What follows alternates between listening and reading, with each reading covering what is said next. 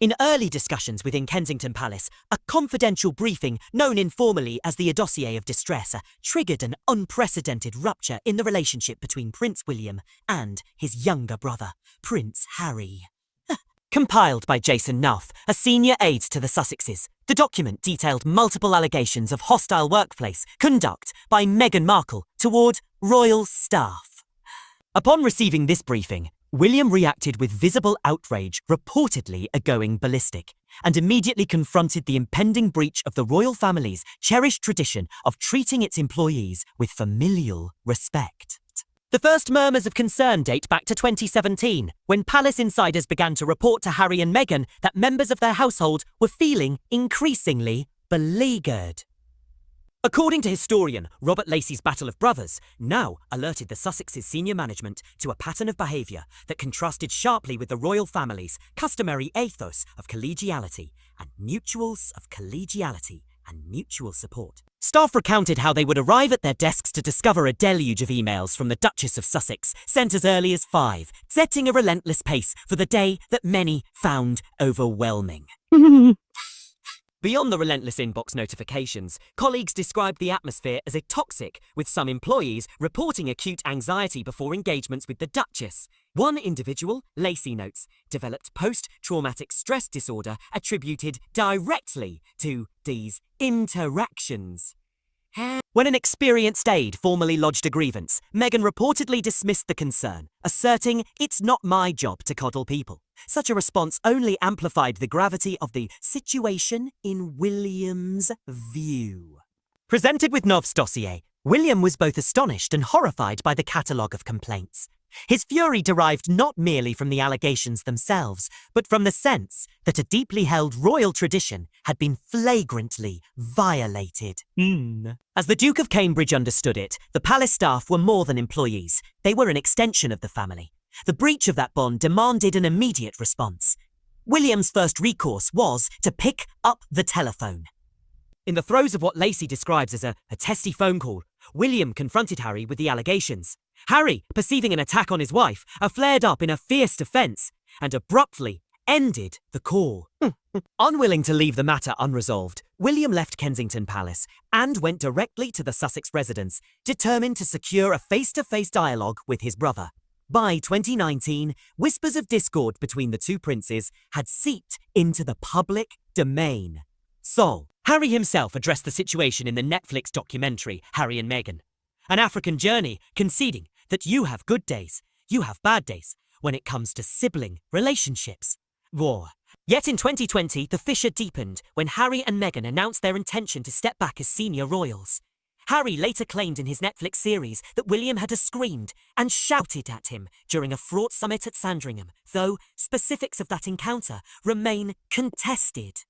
Tewa. The last time the brothers appeared together in a public capacity was at Queen Elizabeth II's funeral in September 2022, a solemn event that briefly overshadowed their personal disagreements. They also both attended the private memorial for their uncle, Robert Fellows, the following summer. Despite these shared appearances, their estrangement persisted.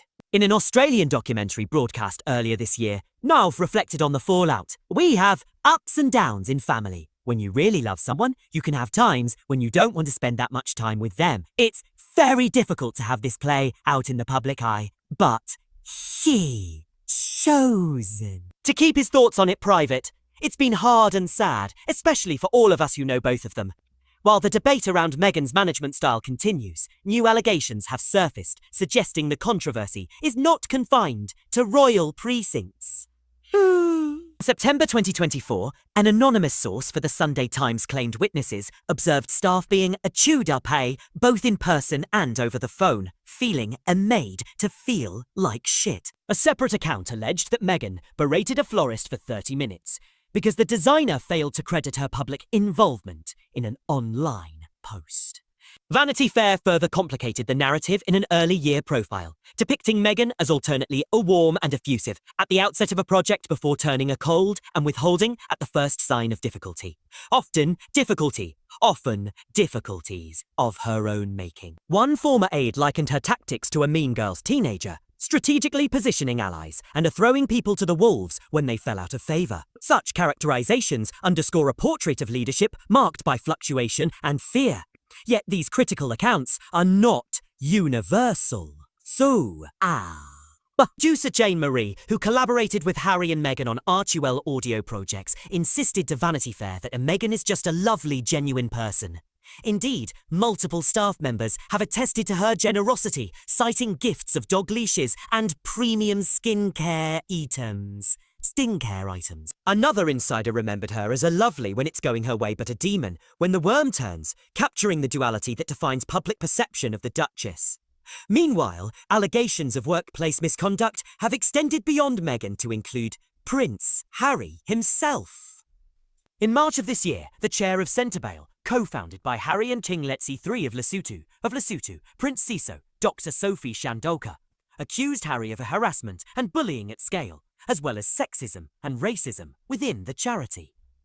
Harry and Prince Siso subsequently resigned their patronages, releasing a joint statement expressing a heavy hearts and solidarity with the board. The foundation, established after Harry's transformative gap year volunteering in a Lesotho orphanage, has long been a personal cause for the Duke of Sussex. The concurrent allegations against both Meghan and Harry raise profound questions about leadership and accountability at the highest levels of the royal family. When private grievances surface in public arenas, they test institutional values and challenge long-standing traditions. For William, the breach was a personal affront. For Harry, an attack on his wife. For palace staff, a reminder of their vulnerability. And for the monarchy, a crisis of trust. As the royal family navigates these complex dynamics, one fact remains clear. The modern demands of transparency and accountability collide with centuries-old conventions of discretion. Whether the palace can reconcile its internal culture with evolving public expectations remains an open question, one that will continue to shape the monarchy's future in the years to come.